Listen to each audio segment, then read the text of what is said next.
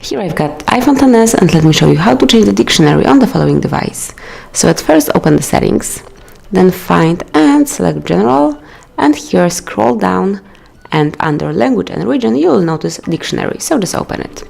And now simply by tapping on the language that you would like to have in your dictionary, so as you can see there's a whitelist of languages, just by clicking you can enable this language. So give your device a few seconds to download it, and then you will be able to have the autocorrection in this language. You can obviously switch off the second one and leave just this one, but you can also have 2 languages if you want to, or even more. Let me show you traditional Chinese.